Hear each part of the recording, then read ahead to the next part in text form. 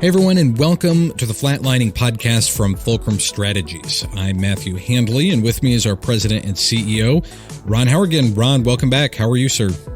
I am good. I hope you are as well.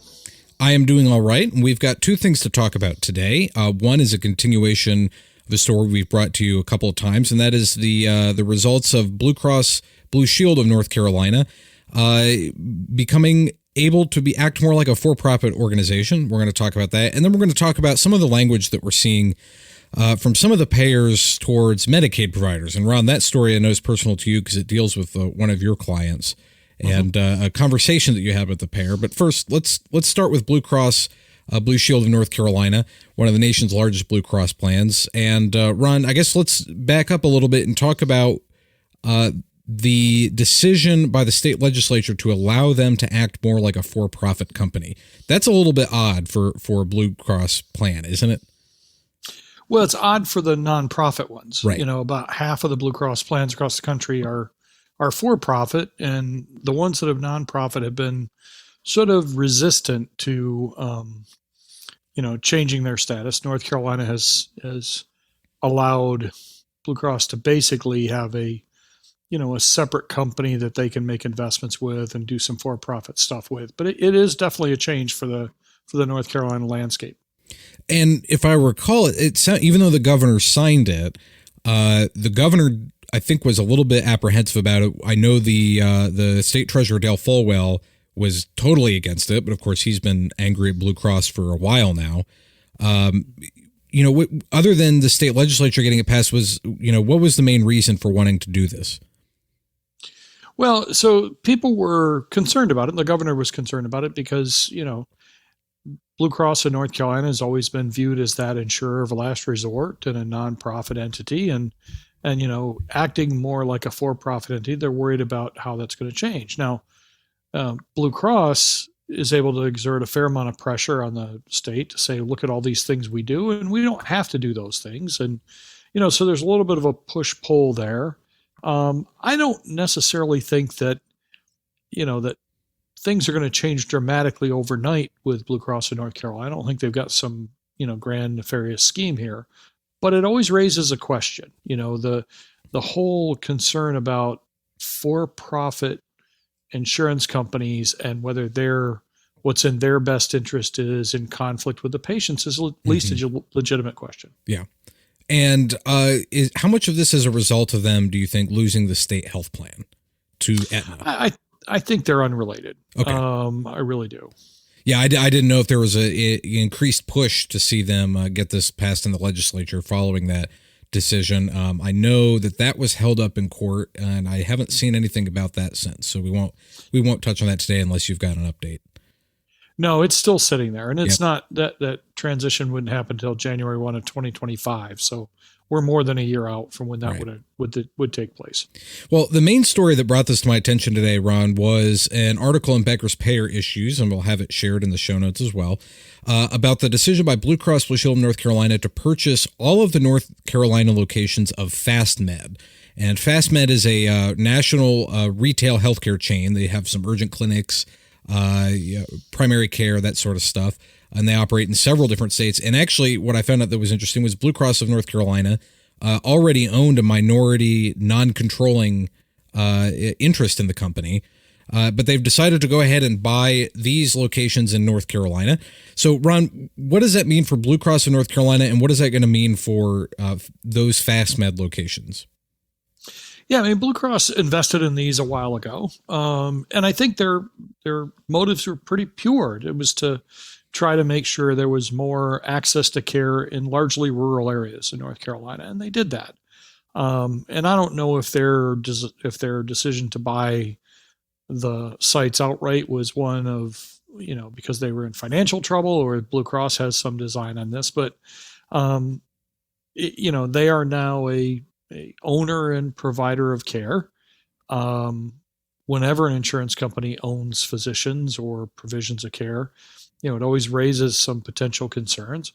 Blue Cross is trying to sort of alleviate those concerns by saying that FastMed will continue to run as independently from Blue Cross, which I don't know how you can be owned by somebody and truly be independent. Right. But And they also said that they're going to continue to take all patients, not just Blue Cross members. And obviously that'd be one of the concerns is, would a payer buy that up and then remove them from the network of their competitors? And at least right now they're saying that they wouldn't do that. So, I don't think this one is a huge deal in it's only 5 urgent care locations across the state, et cetera.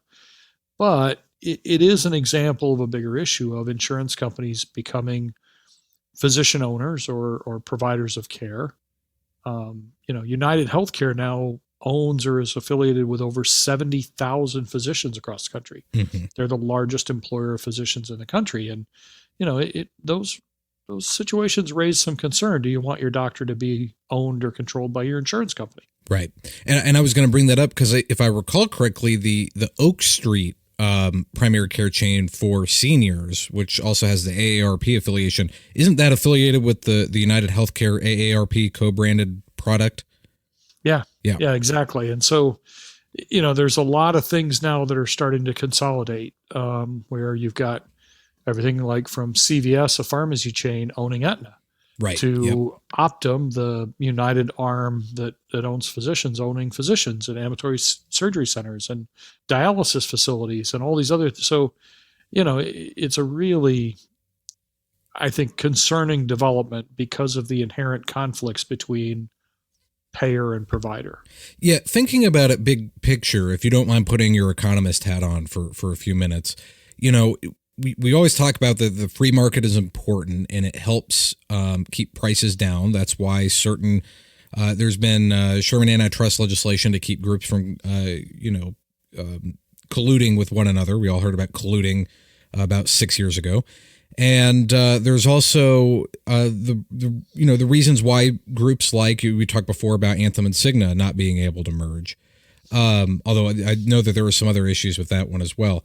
But what do you think this is going to do if we keep seeing a lot of this consolidation happening where, say, 10 years down the road, perhaps the majority of retail urgent care is run by an insurance company? Yeah, I mean, as an economist and a consumer, I find this deeply concerning. Because as an economist, it does remove a fair amount of what we like as free market and competition. It creates opportunities for some predatory pricing for other things. Now, the other thing that bothers me as an economist is that insurance companies are exempted from antitrust laws.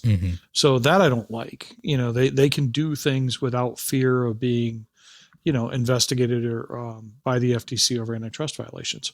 As a consumer, I don't like it because, first of all, I'm not sure how much transparency there is around this.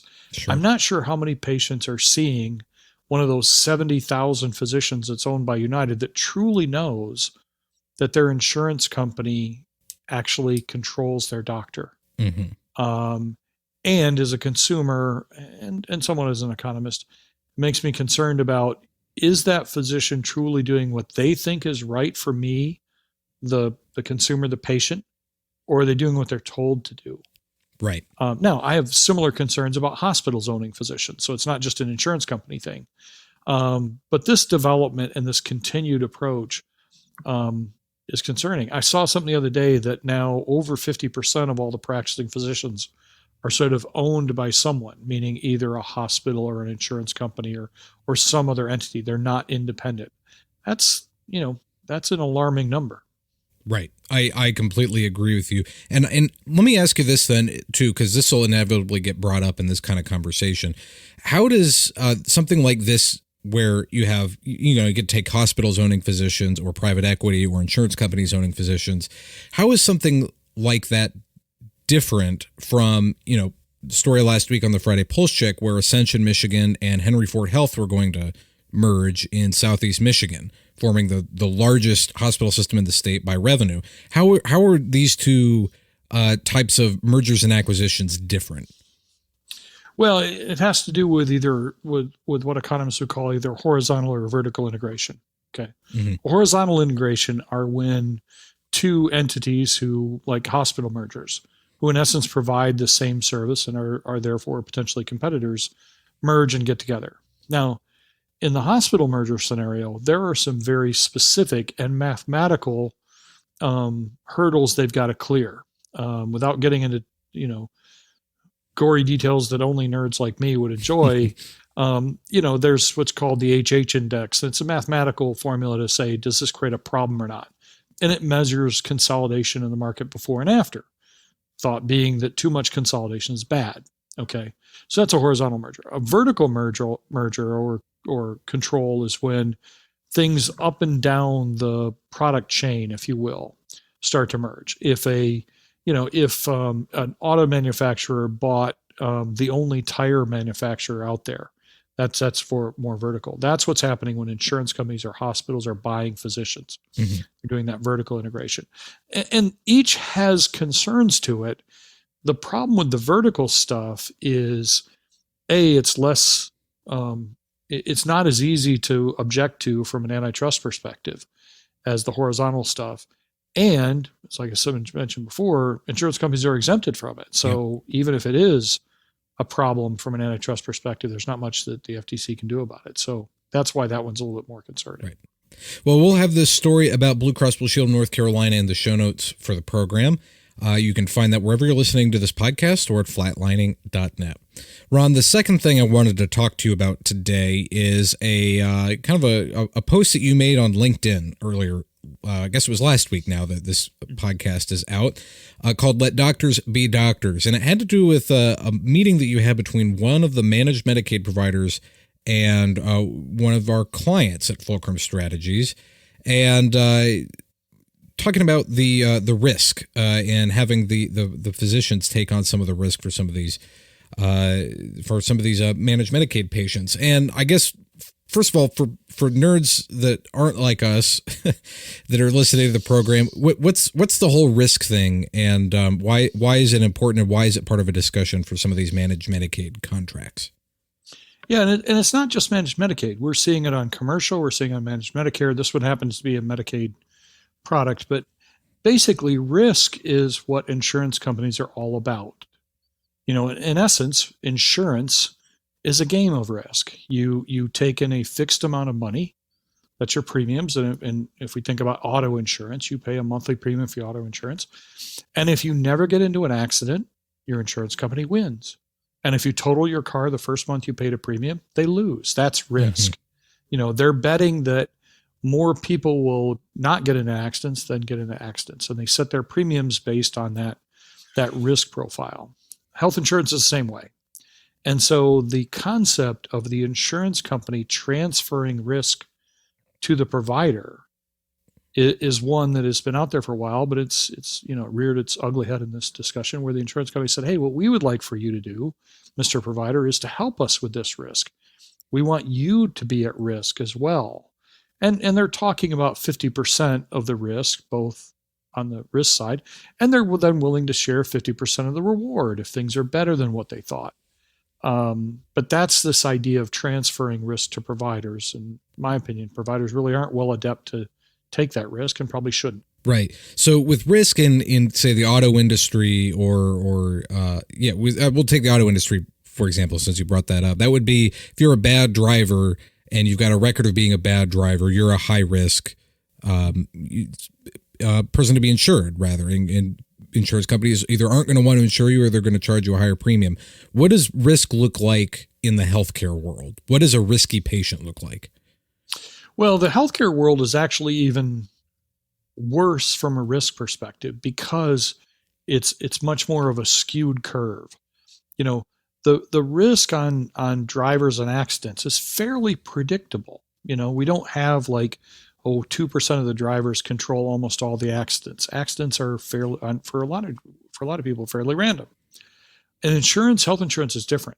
We know that 5% of the people in this country consume 50% of all the healthcare costs. Mm-hmm. Okay. That's a highly skewed population. We also know that the bottom 50% of the people consume less than 5% of all the healthcare costs. So you've got this huge group of pretty healthy people and a very small group of people who, for whatever reason, have high disease state, high risk. Mm-hmm. That's one of the reasons why transferring that risk to providers is a sort of a scary component, because it doesn't take too many of those 5% people and suddenly you're underwater. Right. So tell me a little bit about the conversation you had with this managed Medicaid organization and what they were asking this provider to do and what your response was. Yeah, so basically they were asking the provider to, on a Medicaid population, which is a challenging clinical population just to begin with, to sign a 3-year deal and take in the first year sort of 50% of the risk, second year 60, and the third year 75% of the risk. Now, the first thing is whenever an insurance company wants you to do something, it's a little bit like when people say, gosh, I don't know why in Vegas, why they give you free drinks when you're at the craps table. And you say, well, they're not free at all. They know exactly what they're doing. Mm-hmm. They know how much they're going to win. They know that the odds are in the house's favor, and they want you to sit there. They want you to be at that table because they know the longer you're there, the more they're going to win, right, on average. Well, if the insurance companies are trying to push off risk, it's because it's in their best interest to do so. They wouldn't do it if they thought you would win all the time, just like they wouldn't in Vegas give you free drinks if they thought you'd win every hand of blackjack. Mm-hmm. The odds are stacked against you. So that's was my first concern. But basically, they were trying to push that risk off. And this is part of what I put on LinkedIn that really sort of offended me was the way they couched it or the way they said why they should. The first thing they said was that they needed to move to risk because all these years, the physicians had just been billing and billing without any quality component.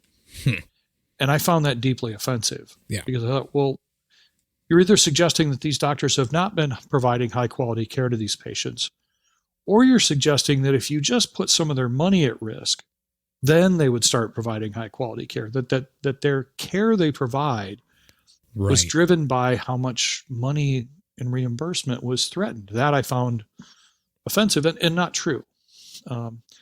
Especially when we're talking about a Medicaid population where they're already providing care below their cost. Mm-hmm. It's charity care, basically. And then the next comment was, well, we need to move risk so that you guys have some chips in the game. And again, I found that offensive. And I was like, what do you mean chips in the game? We've got chips in the game. We've got chips in the game where we're trying to make payroll in an environment where our costs are going up, but our reimbursement isn't. And if you look at Medicare, our reimbursement's going down. We've got chips in the game when these patients are non-compliant and then a bad outcome happens and we get sued by, a malpractice attorney. We've got chips in the game when these patients don't show up for an appointment and we still have all the cost of staffing that hour. We just don't get any revenue. So I found both comments a little offensive coming from an insurance company. And that's why it made me write the post to say, I tell you what, why don't you be an insurance company and let us be doctors? How about you stay in your lane, we'll stay in ours. That was sort of the basic message of it. Yeah. Well, and to throw another one in there, if this client was in North Carolina, if they got chips in the game with the fact there's going to be 600,000 new Medicaid patients coming on in the next year or so, if they get the enrollment that they want. Yeah. I mean, so this is going to get more and more people. And again, Medicaid expansion from one perspective is a wonderful thing. There are a lot of people who are going to get healthcare who don't have it right now. And so I don't want to make it sound like, oh, this is just the worst thing in the world. So for those people, it could be a lifesaver, literally. But what I wanted people through the post to understand is Medicaid already pays below cost. Yeah. Okay. Which means these doctors are doing this out of the goodness of their heart. Financially, it's a stupid move for them to see Medicaid. They should never do it. But they do it because they're doctors, they have compassion. And for an insurance company that is making money on this product, and they are making money, to come in and say, you know what, you need some chips in the game. Or, you've been doing all this without quality. I just found horribly offensive when they were talking to the people who were providing this care below cost. Mm-hmm. And obviously this is an instance where we recommended the client did not take that deal. What would you say to other providers who might be seeing similar offers come across their desk from any of the payers wanting them to take on risk for any product? Well, the first thing I would say is, be skeptical. Okay. When a payer wants you to do something, it's almost never because it's in your best interest. It's in their best interest. Now, it can be in your best interest and their best interest, but I guarantee you it's in their best interest. So be skeptical. The devil's in the details. You need to really understand what it is, the environment. Some of these risk deals have worked out very well for providers who understand them, get into them the right way, and know how to implement them. And others have been crushing. Don't think for 1 minute that if you get into one of these deals that's bad and you owe the carrier money, and you may owe them money, and that puts your group out of business, that they're not still going to collect, because they are. And so, my advice is to be very, very skeptical. Make sure you understand it, and don't get into it unless you do understand it. Right. Well, Ron, that's about all the time we have for today. I appreciate you sitting down and sharing your thoughts on this and the other developments in North Carolina as well. Thank you. You're very welcome. Thank you.